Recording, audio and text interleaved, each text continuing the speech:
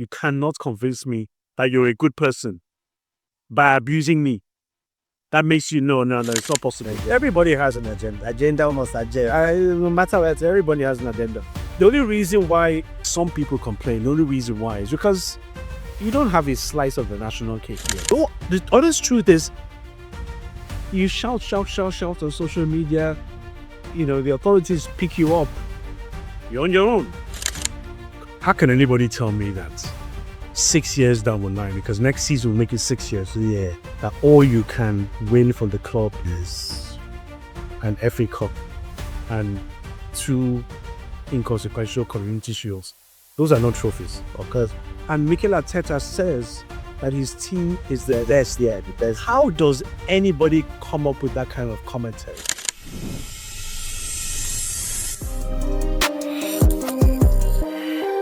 Hello, my people. This is Z for the Silva Show, and on this episode we have yes, I would say a celebrity presenter, Mr. Charles Anazodo. Hi, good to be here. Good to be here. Earlier, some time back, you did mention that you find it a bit difficult being called a celebrity presenter.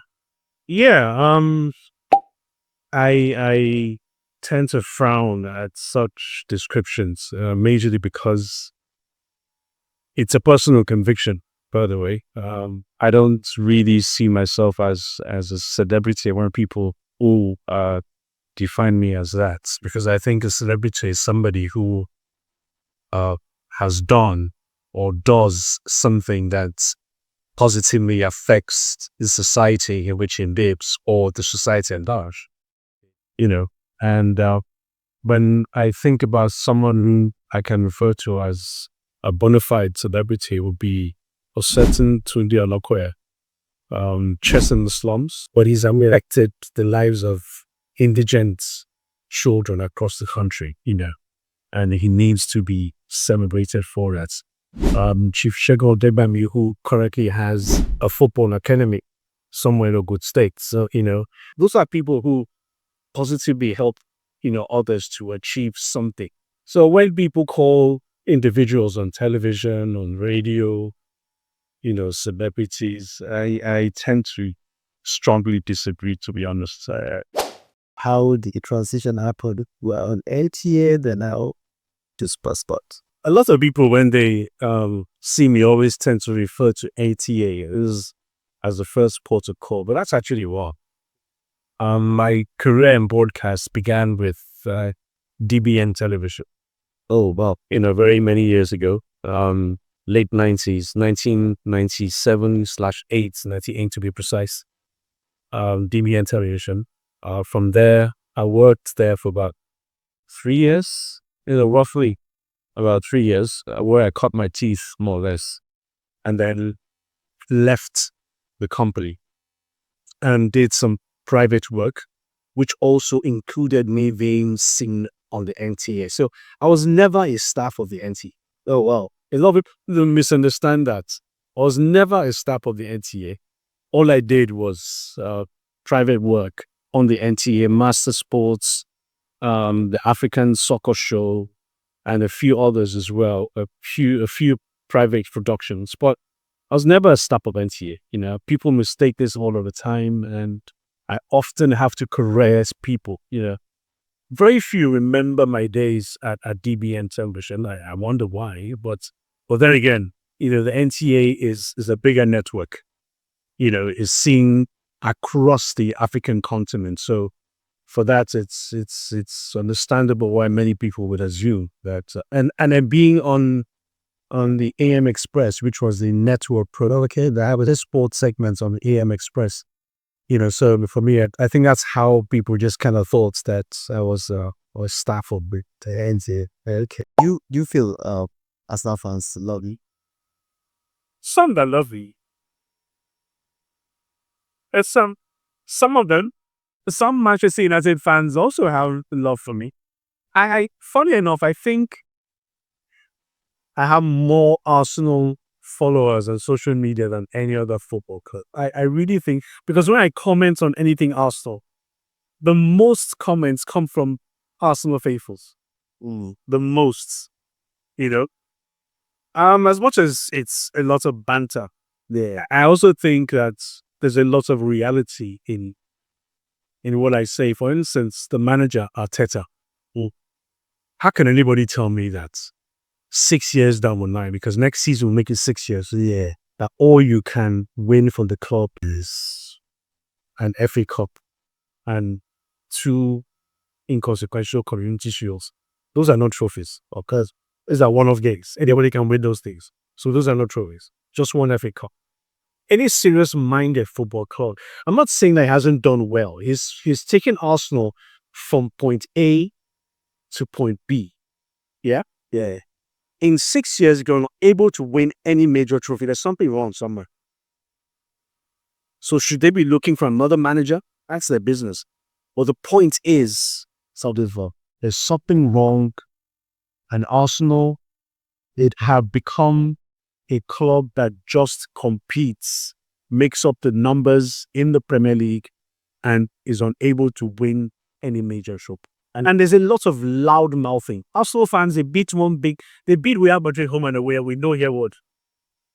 It seemed like the trophy is fun, and then lose in the semi-finals. And Mikel Arteta says that his team is the best. Yeah, the best. How does anybody come up with that kind of commentary? How do you come up with that kind of notion? Because none of us watched the match, though. I actually feel PSG had a great outing that first leg. Definitely, like, they took kids to Arsenal. As far as I'm concerned, like, Arsenal couldn't play out from the back.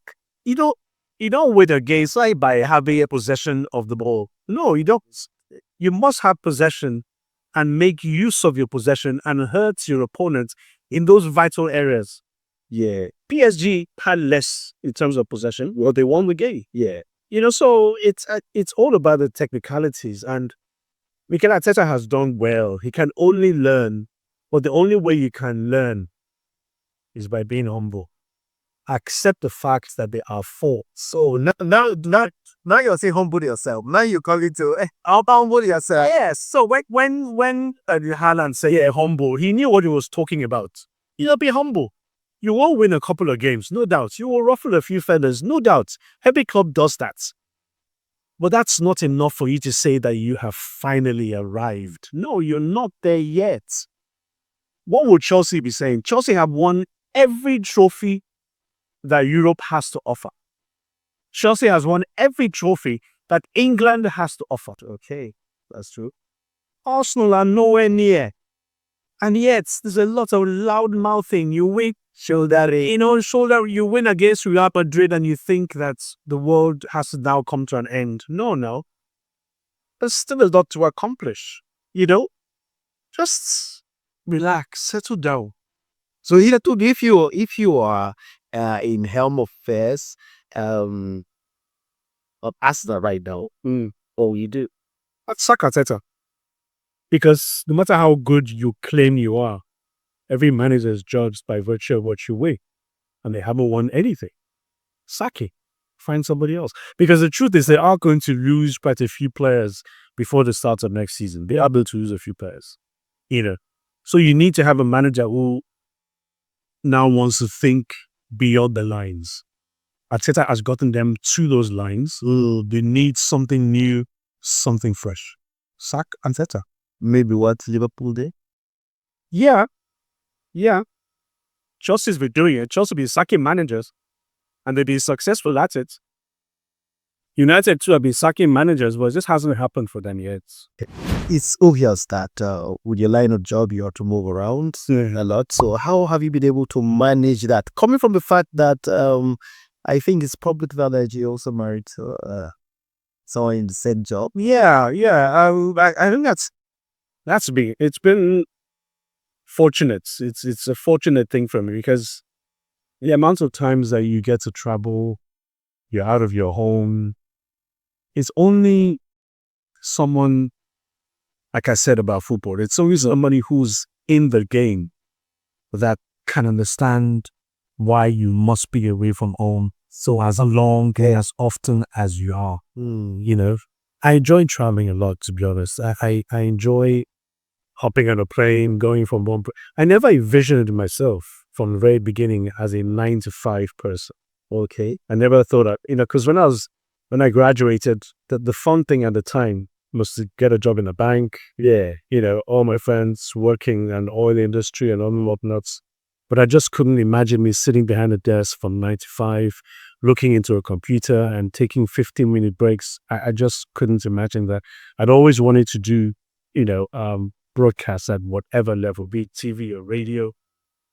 So it wasn't planned, you know, marrying somebody in the industry. It wasn't part of my plan, but it just happened. Maybe because Love struck. yeah, and because that's because when you're in a particular profession, just like the doctors and nurses, it's the nurses and the doctors that you see all of the time. Yeah. So at some point, you start off some kind of relationship. So I was fortunate, and yeah, I met her actually at DBN Television when I was at DBN many years ago. And she then went on to the NTA to work as a full-time staff. Yeah, and then we continued our relationship there. I did work at NTA as well, and everything just came together. And it's been 23 years so far. Oh, wow. Yes. Yeah. That's nice. My former boss, the Jamoto, the one I joined DBN, said to me at some point, look, people are going to see you on TV and think, oh, nice looking, dresses well, speaks well. But after 1 year, they're going to forget. Oh, wow. Because now they're used to seeing your face. They're used to seeing the fact that the guy dresses well. Okay. Well, does he have any contact? Okay. That becomes the major priority. Yeah.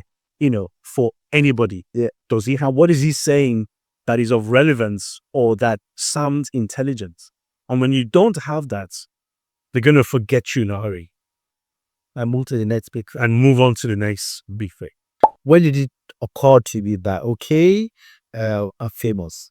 When did that shock reality set it? And okay. I think maybe when I walked into a bank.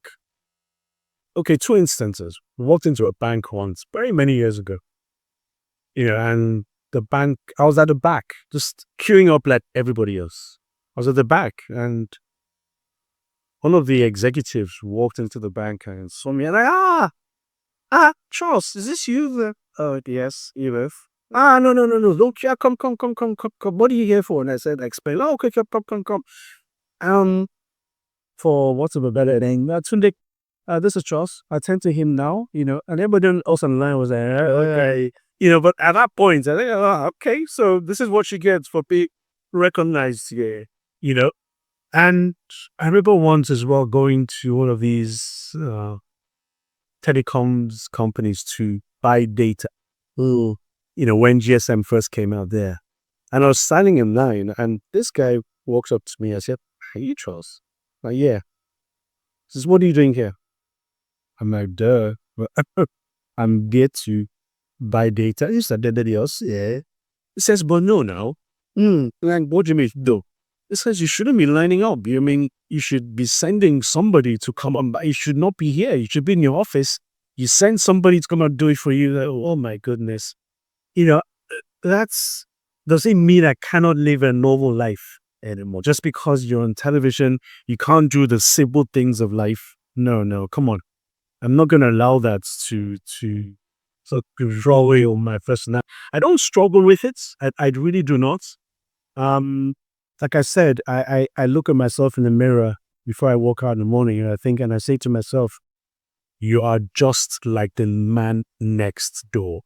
There's really nothing special. Because you're in television doesn't make you better than the next person. You've got to face reality. And to be honest, sometimes being visible and people knowing you is also a huge disadvantage.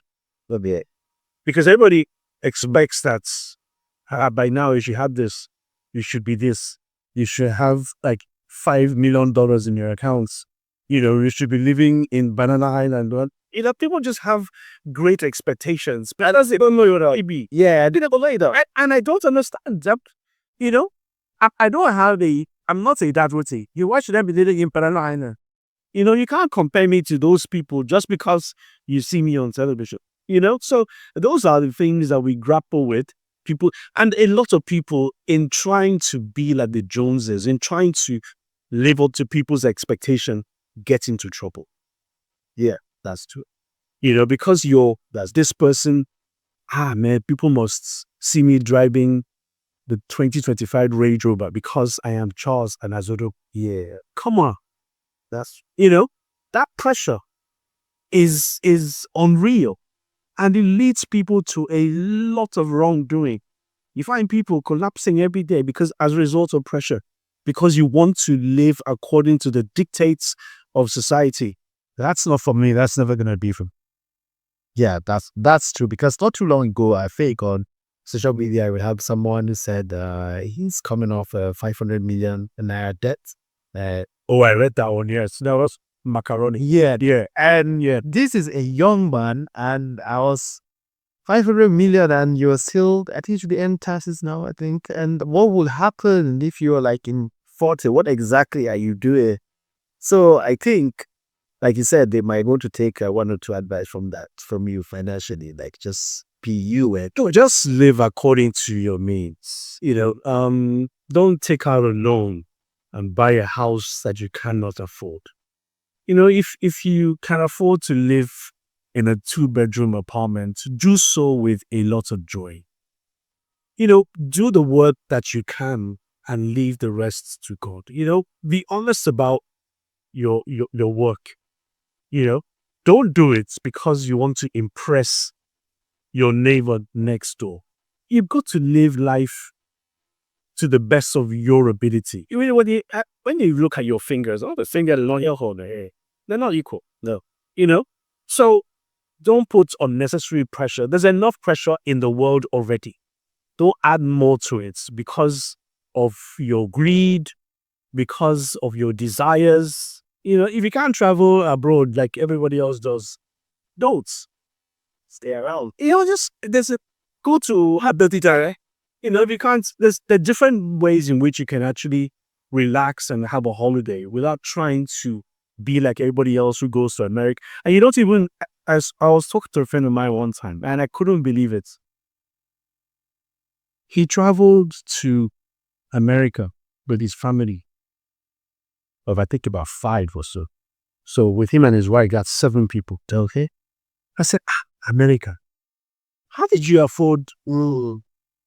And tickets were like $1 million plus. How did you afford to pay for all 7 of you? I said, you don't know what's going on. I was like, what is going on? He says, there's this company that does pay small. I mean, what? pay small to get to America. Pay small, as in, just pay 10%.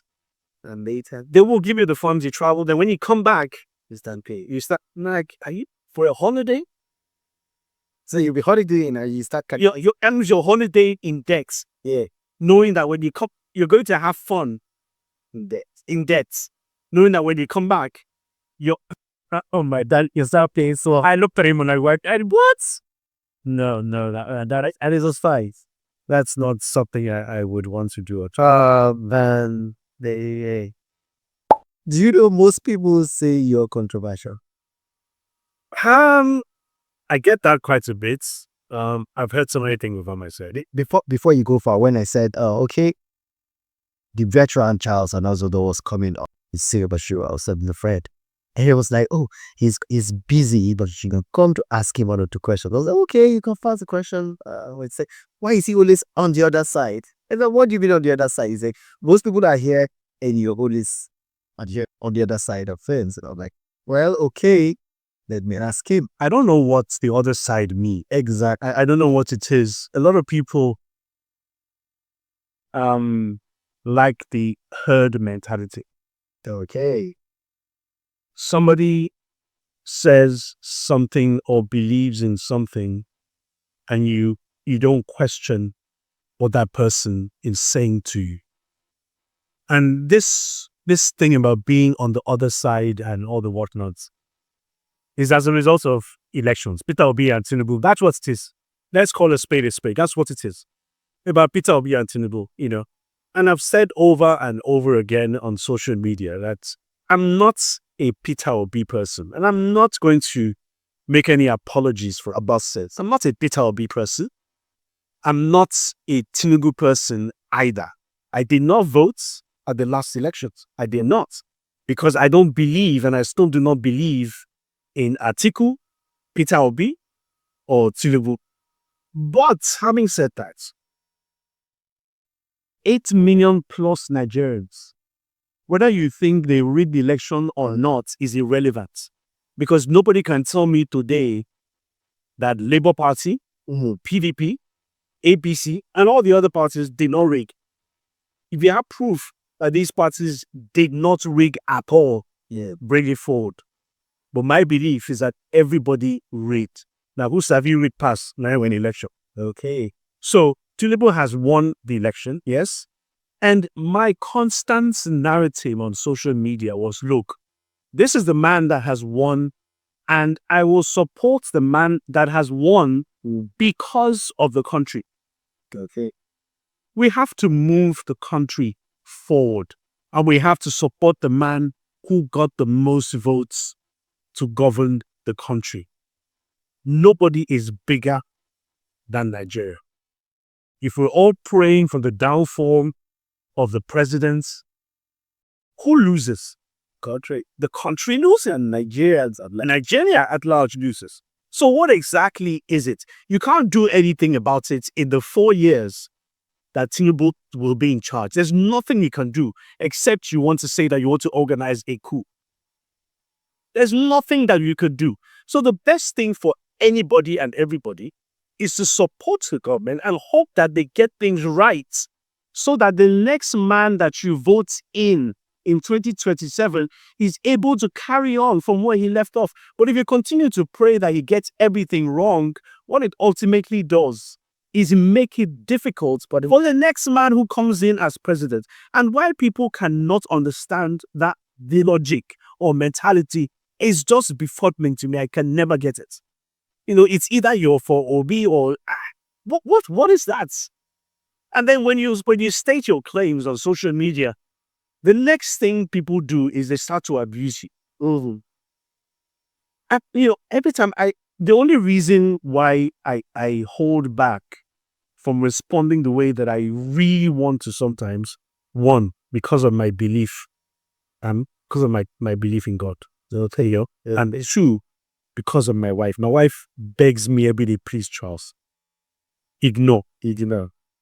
But to be honest, what first it comes to my mind is to give, which I do sometimes. I give back as much as I receive. Those abuse, I also abuse in return, because even Jesus sent, not Jesus anyway, but I won't redirect Jesus into it. So all of those people who seem to think that if it's not Obi, it can't be anybody else. Election day is coming now.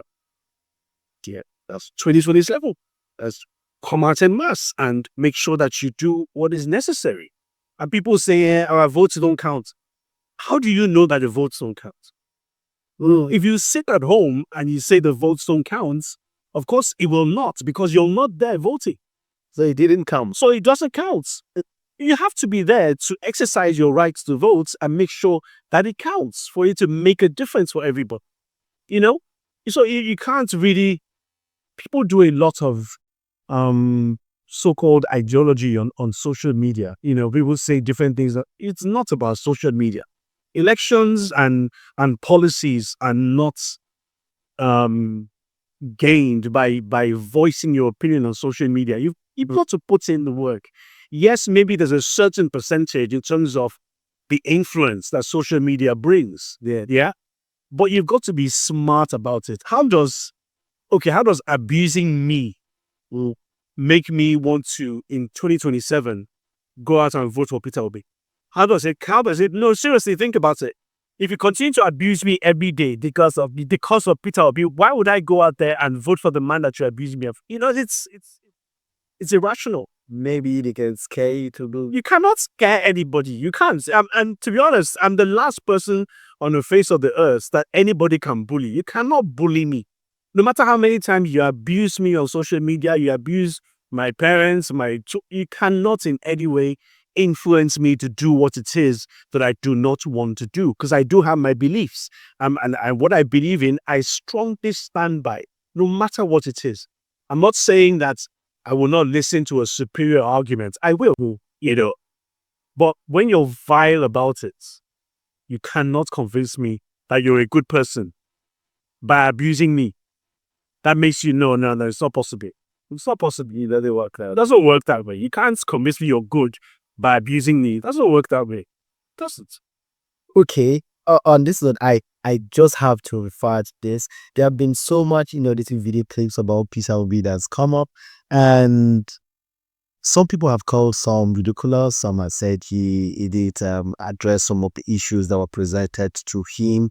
What have been your opinion about what, at any point, was he able to convince you, generally speaking, to be for him, or some of those campaigns or his little video there just knocked you off? Look, I'm from Anambra State. Yeah, that's his state, and that's where Peter Obi is from. And to be honest, I have not been impressed by whatever it is that any governor of Anambra State has done. And that cuts across. It also speaks for the Southeast. Okay. I think that having fought the Civil War and, the Southeast having experienced what they did, that it was supposed to be some kind of eye-opener, okay, to the fact that you can actually build for yourself an El Dorado, and I'm disappointed that the Southeast is not a Dubai, for instance. When the war was on, Biafra was making its own guns. Yeah. Biafra was starved of food by the Nigerian government, but somehow, they found a way to survive. That tells you the ingenuity of the Southeasterner and how we haven't turned all of that around to make Southeast a destination for all is surprising to me. How the Southeastern governors haven't done something about making the Southeast a haven for everyone who comes from that region is just, that's why I cannot show respect for maybe respect is a wrong term, but I cannot show appreciation on any of them, because every time I go to the East, I'm unhappy with what I see and what you expect. And it's no surprise that you find on social media, Yorubas insulting the Igbos.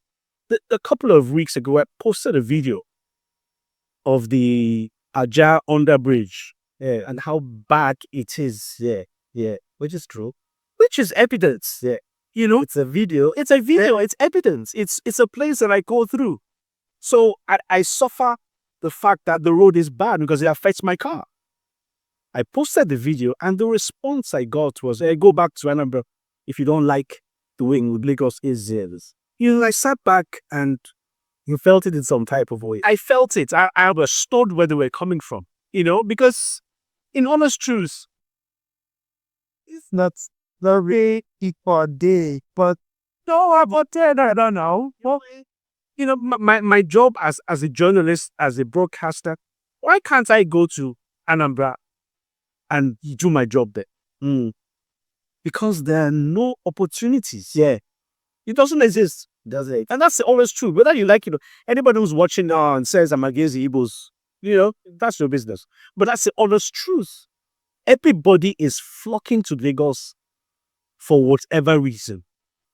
Now there are issues around security in the Southeast. Yes, I was coming to that. Right. To even go to my village now is a problem. I haven't been to my village in the last 8 years. Oh wow, like that's serious. Somebody not too long ago was say it's not as bad as what is being painted, and Somebody said, I told this to somebody a few days ago. And he says, but it's not as bad in Nnewi, which is where I come from. I'm like, oh yeah, I have my uncles living in Nnewi, and this, yeah, I agree. Maybe but am I going to fly and drop in Nnewi? Will I not go through the highways to get to, it's not safe. It's not that safe. Why? Why? There's IPOB, there's ESN, there's whatever factions they have. The other day, a couple of journalists went to cover a game and they were kidnapped. These are people that I work with every day, that I see every day. The camera guy who records us on Monday Night Football, who I look at directly when I'm talking to my camera, was killed. Wow. A 60-something-year-old man, he was killed on the spot. That's sad. And imagine your colleagues, and what do you want to tell them? What if I decide to get into my car to drive from even Lagos to Ibadan, I can't even guarantee. Governor Soludo built a new government house there in Anambra. I think it's Oka to be precise. There's a water park. There are hotels around the government house, and his intention is to have people from the diaspora, have enough confidence to want to come home. Okay, yeah, but you take a flight and drop from London, America, whatever it is, in Lagos. You alight. You take another one to Asaba. Yes. How about Asaba to Oka? Can you guarantee my safety?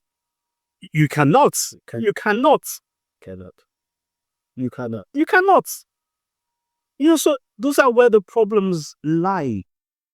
And in all honesty, Peter Obi is not absolved, because when he was governor of the state, there was also insecurity. There was.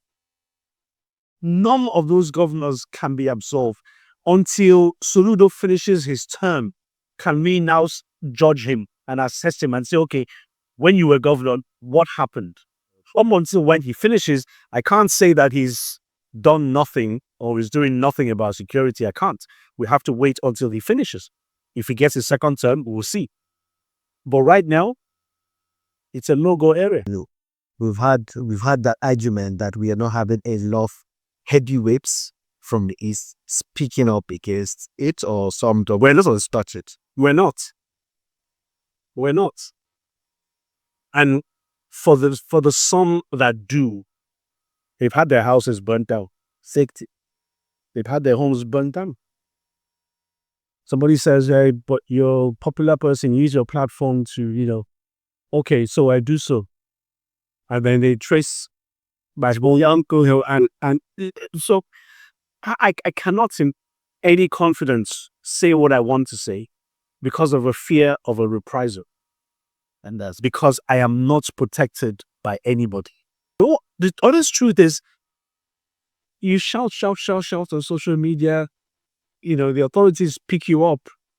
You're on your own. Quickly. You're on your own. Fela, when he went to prison, said it very, very clearly that he couldn't believe that Nigerians did not follow him into the prison. I said, like the way he felt he was loved and supported. Nobody had all it. You will serve that prison term all by yourself. People will make noise on social media, but you will still be there. Is VDM not a good example? That is exactly where I was going to even go to. You will enter the place, you will stop, they will beat you. Maybe sometime you will come out, yeah. But the most people can do is make noise on social media, carry placards for a period. After a while, everybody walks away. You're on your own. When my father died more than 30 years ago, everybody came, we'll do this, we'll do that, made promises to my mother, and the one thing, we're always going to be there for you. It just took 2 months, my guy. And we were on our own. Really? We were on our own. It was just 2 months. Because that's the human nature. It went by. Everybody has their problems. Everybody gets wahala.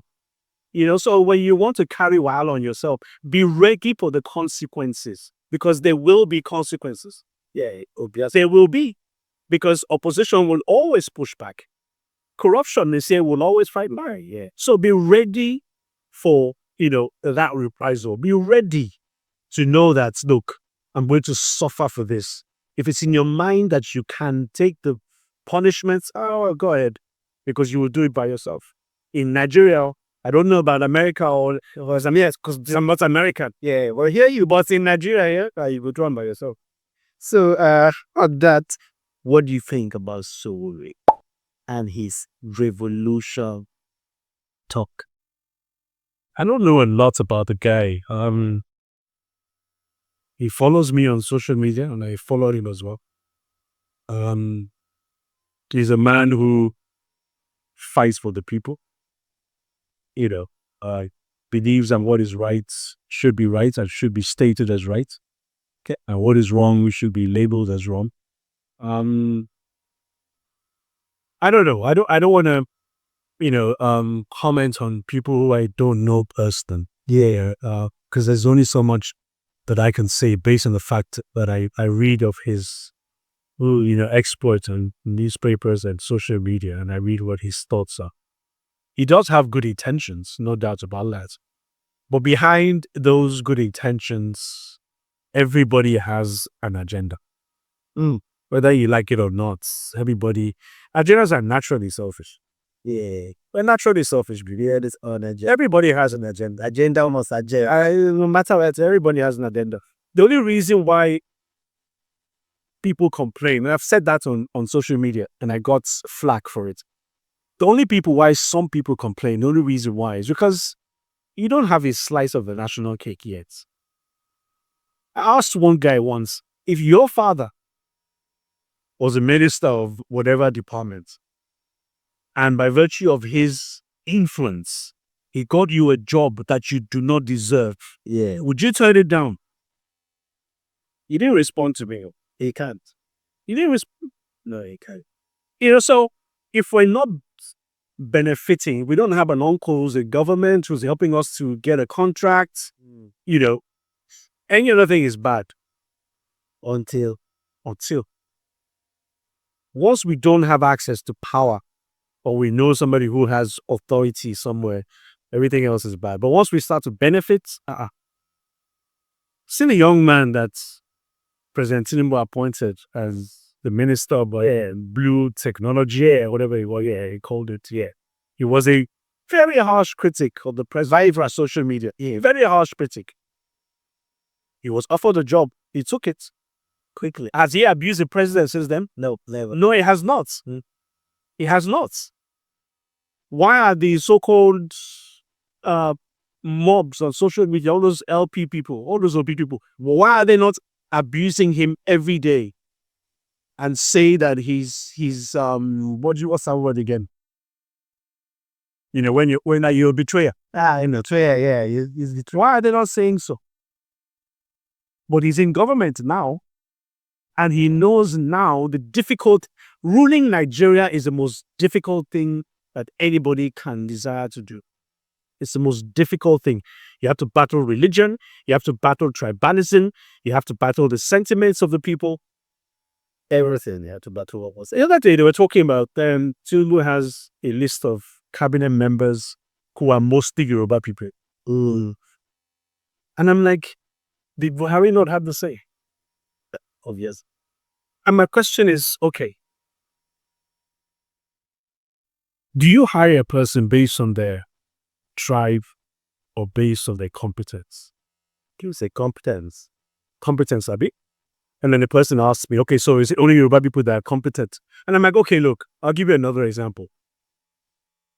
You and I are friends, yeah? I know your capabilities, all of the years that we're good friends. And then I know Ahmed, yeah, who is Hausa. He also has capabilities, yeah? Yes. But I don't really know him that much. Who will I give the job? It's your friend who you know that much. Simple. Who you feel you can talk. Why you want to know? And I like this from you. It's very simple. If everybody he knows happens to be Yoruba and he trusts those people and those people, if he employs somebody who is not competent and he happens to be Yoruba, hey, that's a different conversation. Yeah, that's true. That's a different conversation. But if he's competent, which is the first hallmark, and then he happens to be Yoruba, so what? Then this person that is saying this, how would he feel if you would jump in as a friend who you feel is competent and say, look, you're my friend, I can't hear you, but not because I am it. How would he feel? They expect friendly gesture, but they look at you. So that's why I say it's a difficult place to govern.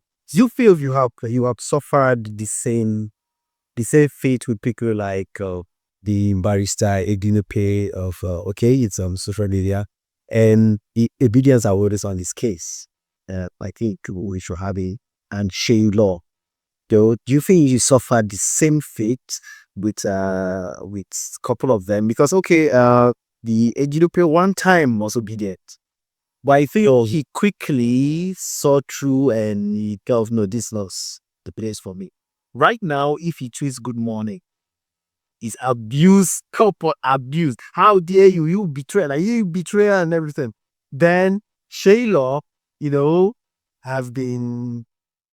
did his campaigns. He got the SSA. I mean, you feel you are in the same set, and what do you think you can do to appease this situation?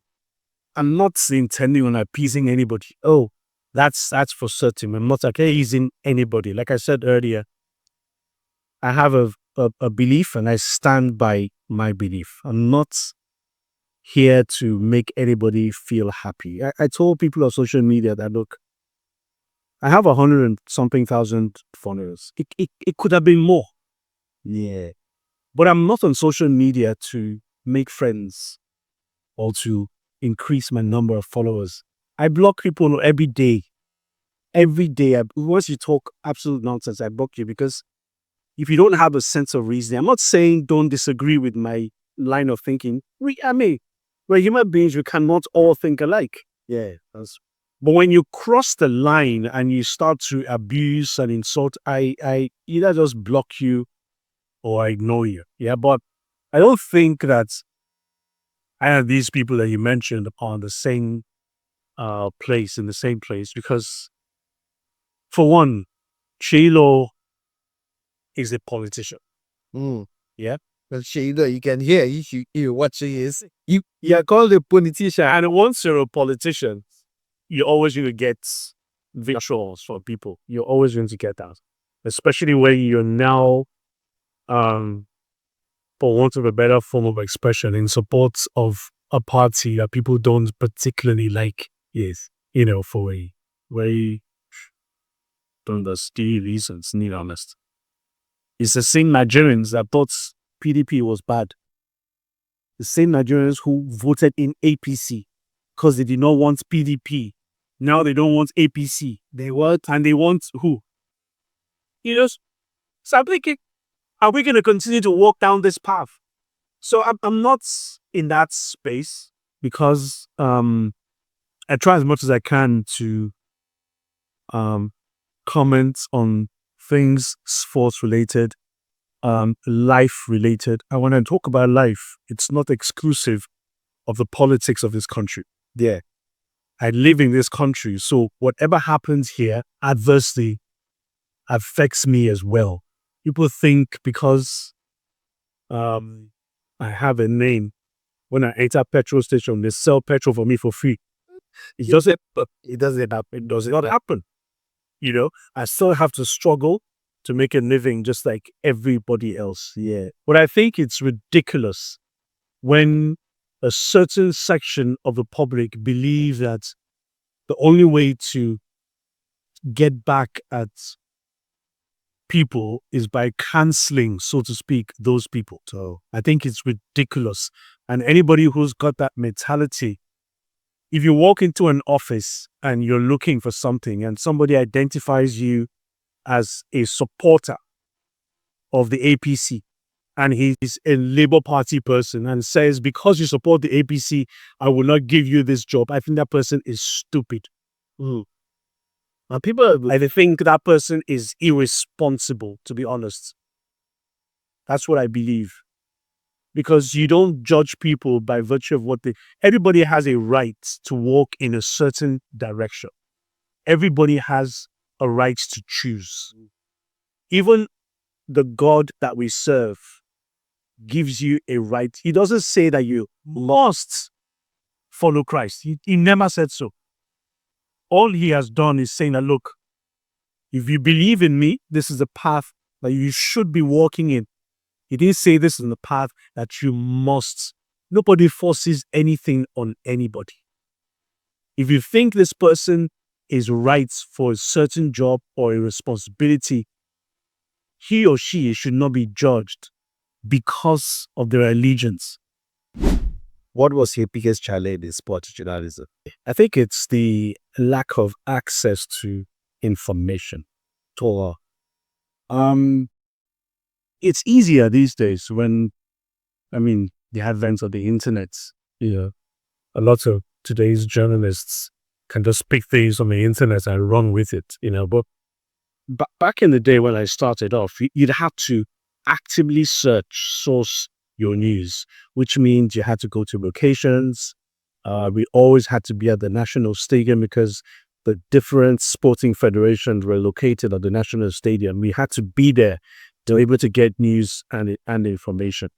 And in searching for that, federation bosses, secretaries of those federations were not easily, in tune with giving you what you needed. It just seemed like hoarding information was a better deal. So for you to get information out of these people, you'd have to have a personal relationship, which is something that a lot of us older journalists have built over the time, because you'd have to get to know these people one-on-one.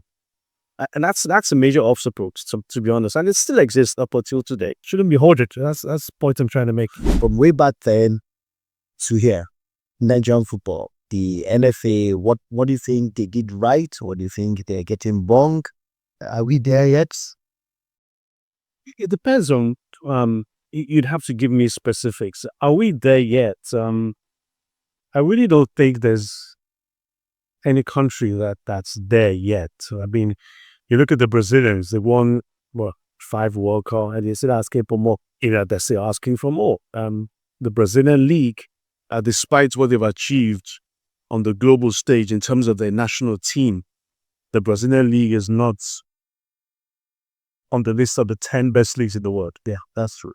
So there's still a lot of work to be done, as far as that's fair is concerned. With Nigerian football, I think the major problem is we're more in tune with personal accomplishments than a general goal or ambition that profits everybody.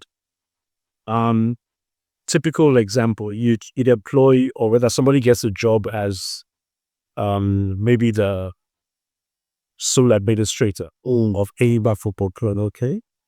And your one-time ambition is for me to be seen as that individual who won the CAF Champions League for AIBA. They won the league back-to-back for AIBA. That's a personal goal. Yeah.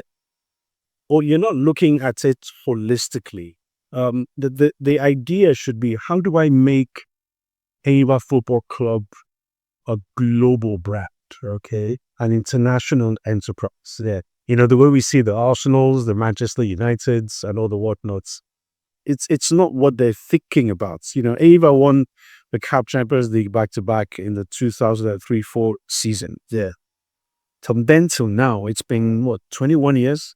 And it's spiraled down. And it's spiraling down, because if you don't have, and the governor who won it at the time, Odjus Okalo, who said it, that look, AIBA won this thing that they did because of me. Yeah, I agree. And ironically, since he left office, still nothing has happened with it. Nothing has happened. So we need to walk away from that thing about wanting to be glorified as a person, as an individual, and think about the bigger picture, which is Nigerian football. One individual who really excites me when it comes to looking at the broader picture, I'm sure quite a number of people might disagree, is the former president of a football federation, Amaju Pinnick. Okay. Okay. He didn't win the Africa Cup of Nations when he was, at the helm of affairs. Yeah. But I can tell you for free that Amaju Pinnick's administration gave the very best to Nigerian football in terms of preparing the national teams, in terms of sponsorship for the national teams, or in terms of the number of friendly matches and, the FIFA transfer windows. Because the FIFA transfer windows are a time to test your national teams. And in the time past, Nigeria never used to make use of those windows. But Amaju Pinnick, it is 8 years of governance of football. All of those windows, Nigeria made use of the third. So going to every major tournament, Nigeria had the best in terms of preparation. And I dare anybody out there to give me anything that's contradictory. Okay, because that is the honest truth. Didn't win anything, but it's sad that people judge achievement by virtue of what you won. Yeah, but you've got to look at it holistically. Did he in any way improve the stature and the image of Nigerian football? And the answer is yes, because in his time, quite a number of people made up their minds that they wanted to play for the Super Eagles. Okay. At a time where people were averse to the idea of playing for Nigeria, quite a number of people thought and looked at it and said, no, here, I wasn't born here. I had no affiliations, so to speak, Yes. with Nigeria, but I can see the future. I know what it is that I want to accomplish. Ademola Lookman is a good example. The current captain, Truce Ekong, is another good example. Alex Iwobi is a good example. There's so many of them, And that's one thing that we have to learn to appreciate, that the very best who bear Nigerian names, want to play for this country. And if they do show that desire, then the door should be opened up for them. And it started, holistically. It had been done before. I'm not saying it had to be done before, but it had a greater sense of urgency, when Amaju Pinnick was in charge. Really, what you said actually threw me back to a sub, these days called a sub that most people made to use sport presenters and some coaches to say, okay, maybe you did play enough football to when you start judging some of the players, like you said, doing your job, giving critical observation about them, who sometimes you do not like. Some of them say you do not play this sport. How dare you say we are not getting it right? Yeah. So is that true? Do you need some level of having played football to be able to really judge and or do your job as a sport journalist? It's a double-edged sword. It's a catch-22 situation because a journalist is meant to tell a story. Yeah. Yeah. A journalist is meant to not criticize but critique. There's a huge difference between both words. And when he does his job, he doesn't really have to favor anybody. You say as it is. Yeah. That's a job of a journalist. But when it comes to analyzing the game of football, sadly enough, I agree, because you have to have worn the boots. Yeah, no pun intended. But you need to have worn the boots to understand the viewpoints of the footballer. I'll give you an example. For when you want to take a corner kick, yeah, and maybe the footballer is angling for a particular player and doesn't get there. Maybe by virtue of how he swings his foot, and a journalist comes and says, "Oh, maybe you should have done it this way. You should have stood maybe on this side of the pitch so that you could use your left leg." Okay, you never play ball with that left because we all play sets on the streets, or maybe at best we played for our our school team. It's not the same At that level. It's not the same. It's a different level completely. So I understand when a footballer says that. And it also came to the fore for me when I joined Supersport. Because the idea and mentality of the hierarchy at Supersports is it only takes a footballer, a man who's walked that road to criticize another football. Okay. So what they would do, which is what they still do, is have a panel of former footballers. Okay. And then maybe have a sports journalist as the anchor because he knows the stories. He can do a bit more research and all the whatnots. He understands broadcast, even though footballers today are becoming presenters as well. Yeah, taking our jobs, which I find really sad and unfortunate. But they're better equipped to tell that story, to understand the game of football, because they listen to international coaches who have a deep knowledge of the game. But as a journalist, you've never been in a dressing room. You've never listened to a manager. You don't know what it means to even be in a training session. All you're there at some point is to take pictures, to watch how they train, but you don't understand even those red or yellow cones on the pitch. You don't know why they're there. You have no idea why they're there because you're not a footballer. Unless you train to be, you attended a class once, then you can understand all those intricate fundamentals about the game. So yeah, I can understand when a footballer is upset.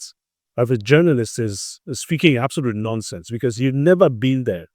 So I try as much as I can when I do analyze a game to be a bit more understanding. Lots of people have asked me to come near their podcast, and I haven't done any, to be honest. So yours is the first. And why I have chosen to do yours, I do not know. To be honest, that's why for me, a lot of things that I do is spontaneous, okay, and spiritual at the same time.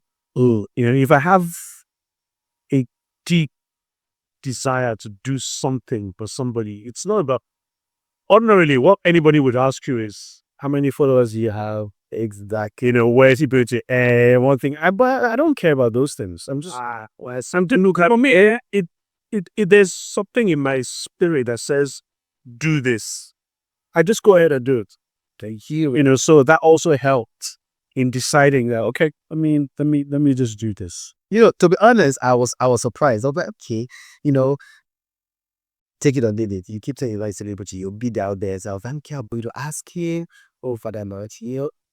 So when he said okay, I'm like, just okay. Is it okay or like okay I later? But so the way it came out, I was like, if people were like this, this one will be better. Like, so I really did celebrate it and I appreciate you for this. And I'm going to add it to my CV so it doesn't feel. I'm saying I was telling everyone, like I did even my video keep on the bench, like I was going to meet the legend. It's a pleasure. It's a pleasure. Kind of use some words. And this is the Silva Show, and this is our legendary celebrity, sport, and general presenter, Sir Charles Anazodo. Thank you for being here with us. We appreciate it.